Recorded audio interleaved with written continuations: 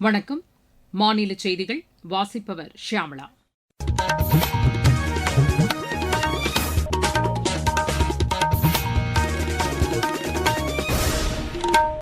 தலைப்புச் செய்திகள்.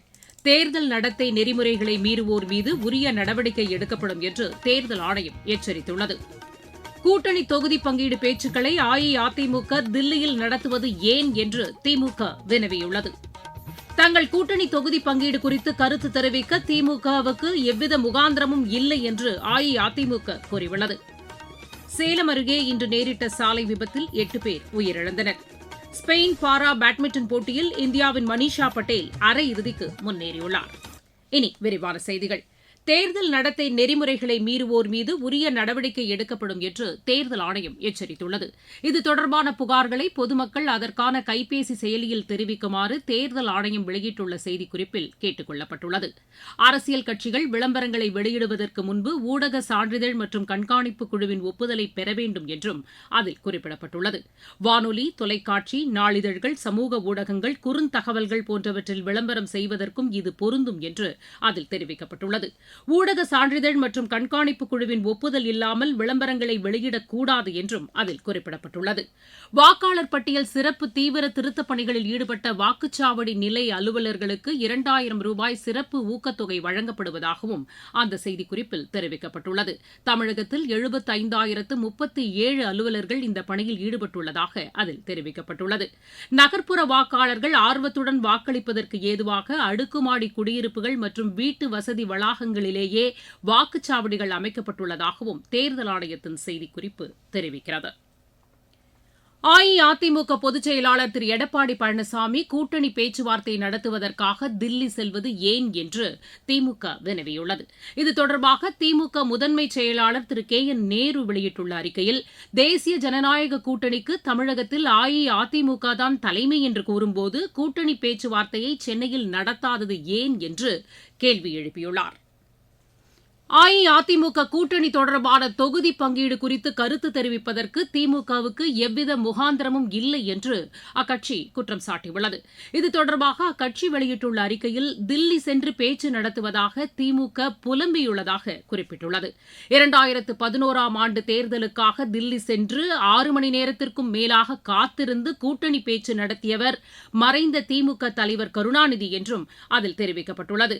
மத்தியில் காங்கிரஸ் ஆட்சி பொறுப்பில் இருந்தபோது திமுக தலைமையகத்தில் ரெய்டு நடந்து கொண்டிருந்த போதே கூட்டணி பேசியதுதான் திமுக என்றும் அந்த அறிக்கையில் குறிப்பிடப்பட்டுள்ளது.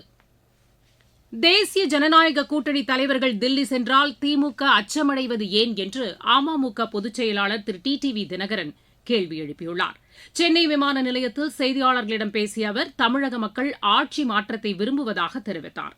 தேசிய ஜனநாயக கூட்டணி கட்சிகளுக்கு இடையேயான தொகுதி பங்கீடு எவ்வித பிரச்சனையும் இன்றி நிறைவடையும் என்றும் திரு TTV தினகரன் கூறினார். தமிழகத்தில் திமுக அரசு பொறுப்பேற்ற பின்னர் பெண்களுக்கு எதிரான பாலியல் வன்கொடுமை சம்பவங்கள் அதிகரித்துள்ளதாக பிஜேபி குற்றம் சாட்டியுள்ளது. இது தொடர்பாக அக்கட்சி வெளியிட்டுள்ள அறிக்கையில், காவல்துறையின் அலட்சியமான செயல்பாடுகளே இதற்கு காரணம் என்று குறை கூறியுள்ளது. உள்துறையை தமது கட்டுப்பாட்டில் வைத்திருக்கும் முதலமைச்சர் இச்சம்பவங்களுக்கு பொறுப்பேற்க வேண்டும் என்றும் பிஜேபி அந்த அறிக்கையில் தெரிவித்துள்ளது. திமுக தலைமையிலான கூட்டணியில் காங்கிரசுக்கு ஒதுக்கப்பட்டுள்ள இடங்களில் அதிக எண்ணிக்கையில் பெண்கள் வேட்பாளர்களாக நிறுத்தப்படுவார்கள் என்று தமிழ்நாடு காங்கிரஸ் கமிட்டி தலைவர் திரு செல்வ பெருந்தகை தெரிவித்துள்ளார். சென்னையில் செய்தியாளர்களிடம் பேசிய அவர், தங்களுக்கு ஒதுக்கப்பட்ட 28 தொகுதிகளிலும் காங்கிரஸ் வெற்றி பெறும் என்று நம்பிக்கை தெரிவித்தார். நீங்கள் கேட்டுக் கொண்டிருப்பது மாநில செய்தி அறிக்கை.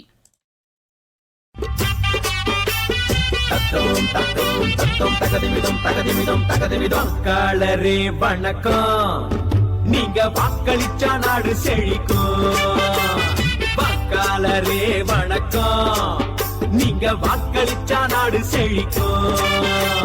வீட்டுக்காக எத்தனையோ கியூல நின்னாலும் நாட்டுக்காக நிக்கிற கியூவே பெருமையானதுங்க. ஓட்டு கியூவே பெருமையானதுங்க. வாக்காளரே வணக்கம், நீங்க வாக்களிச்சா நாடு செழிக்கும். ஏழை எளியோரும் மாற்றுத்திறனாளி ஓட்டு போட வாராங்களே. முடியாத முதியோரும் கிராமத்து மக்களும் தான் தவறாம ஓட்டு போடுறாங்க. இது நாடு தந்த உங்க உரிமை, ஜனநாயகம் காப்பது கடமை.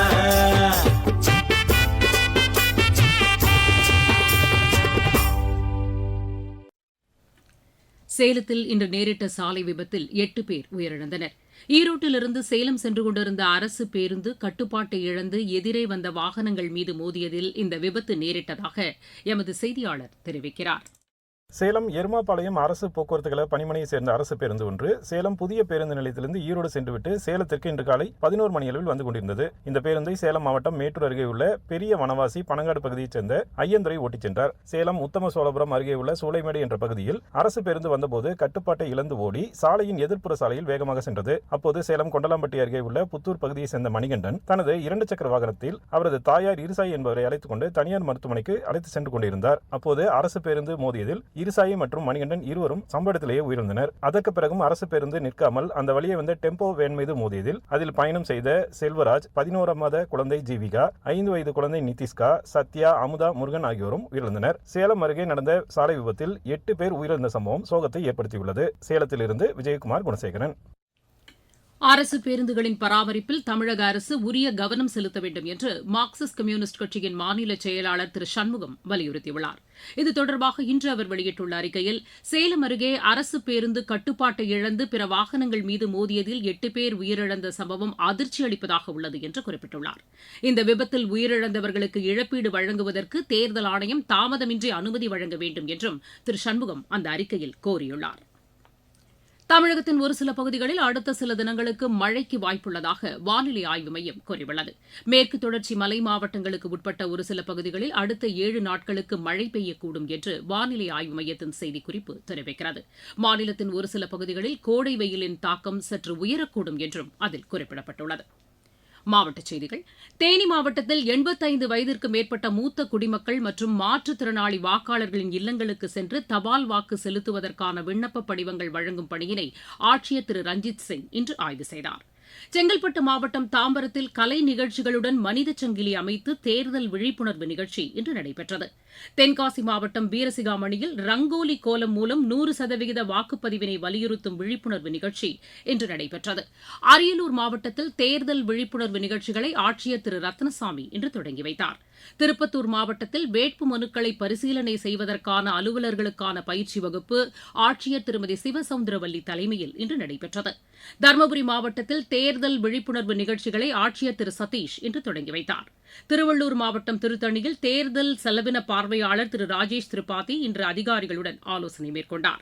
கிருஷ்ணகிரி மாவட்டத்தில் தனியார் பேருந்தில் ஆவணங்களின்றி கொண்டு செல்லப்பட்ட 15 லட்சம் ரூபாயை தேர்தல் பறக்கும் படையினர் பறிமுதல் செய்தனர். சேலம் மாவட்டம் மேச்சேரியில் தேர்தல் பறக்கும் படையினர் மேற்கொண்ட வாகன சோதனையின்போது 24 தங்க நாணயங்கள் பறிமுதல் செய்யப்பட்டன. பங்குனி உத்திரத்தை முன்னிட்டு தென்காசி மாவட்டத்திற்கு அடுத்த மாதம் 1ஆம் தேதி உள்ளூர் விடுமுறை அறிவிக்கப்பட்டுள்ளது. விளையாட்டுச் செய்திகள். ஸ்பெயின் பாரா பேட்மிண்டன் போட்டியில் இந்தியாவின் மனிஷா பட்டேல் அரையிறுதிக்கு முன்னேறியுள்ளார். மகளிர் ஒற்றையர் பிரிவு காலிறுதி ஆட்டத்தில் அவர் 21-16, 21-18 என்ற செட் கணக்கில் பெருவின் ரூபி மிலாக்ராஸ் பெர்னாண்டஸை வென்றார். கலப்பு இரட்டையர் பிரிவில் நிதேஷ்குமார், துளசிமதி முருகேசன் இணையும் அரையிறுதிக்கு முன்னேறியுள்ளது. காலிறுதி ஆட்டத்தில் இந்த இணை 21-12, 21-8 என்ற செட் கணக்கில் பிரான்சின் லாரின் மர்ச்சன்ட், காலின் கராந்தான் இணையை வென்றது. இப்பிரிவில் பிரமோத் பகத், மனிஷா ராம்தாஸ் இணையும், நீரஜ், சிவம் யாதவ் இணையும் அரையிறுதிக்கு தகுதி பெற்றுள்ளன. இந்தியன் ஓபன் ஸ்குவாஷ் போட்டியில் இந்தியாவின் வீர் சோட்ரானி அரையிறுதிக்கு முன்னேறியுள்ளார். மும்பையில் நடைபெற்று வரும் இப்போட்டியின் ஆடவர் ஒற்றையர் பிரிவு காலிறுதி ஆட்டத்தில் அவர் 11-9, 11-8, 11-2 என்ற செட் கணக்கில் எகிப்தின் முகமது ஷராஃபை வென்றார். மகளிர் ஒற்றையர் பிரிவில் தன்வி கண்ணாவும் அரையிறுதிக்கு முன்னேறியுள்ளார். காலிறுதி ஆட்டத்தில் அவர் 11-6, 7-11, 11-5, 11-8 என்ற செட் கணக்கில் மலேசியாவின் ஐனா அமணியை வென்றார். மும்பை சர்வதேச டென்னிஸ் போட்டியில் இந்தியாவின் சித்தார்த் ராவத் அரையிறுதிக்கு முன்னேறியுள்ளார். மீண்டும் தலைப்புச் செய்திகள். தேர்தல் நடத்தை நெறிமுறைகளை மீறுவோர் மீது உரிய நடவடிக்கை எடுக்கப்படும் என்று தேர்தல் ஆணையம் எச்சரித்துள்ளது. கூட்டணி தொகுதி பங்கீடு பேச்சுக்களை அஇஅதிமுக தில்லியில் நடத்துவது ஏன் என்று திமுக வினவியுள்ளது. தங்கள் கூட்டணி தொகுதி பங்கீடு குறித்து கருத்து தெரிவிக்க திமுகவுக்கு எவ்வித முகாந்திரமும் இல்லை என்று அஇஅதிமுக கூறியுள்ளது. சேலம் அருகே இன்று நேரிட்ட சாலை விபத்தில் 8 பேர் உயிரிழந்தனர். ஸ்பெயின் பாரா பேட்மிண்டன் போட்டியில் இந்தியாவின் மனிஷா பட்டேல் அரையிறுதிக்கு முன்னேறியுள்ளார். செய்தி அறிக்கை நிறைவு பெற்றது.